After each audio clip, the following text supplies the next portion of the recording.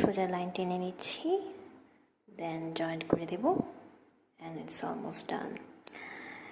এবার ID card দিয়েই আমরা ঘরের দরজাটা এঁকে নেব, খুব সহজেই, খুব সিম্পল ওয়েতে।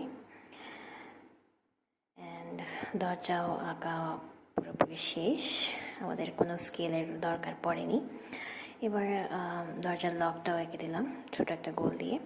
এবার আশপাশে যা বাড়তি পেন্সিলের দাগ ছিল সেগুলো মুছে নিচ্ছি, অ্যান্ড ইটস অলমোস্ট ডান।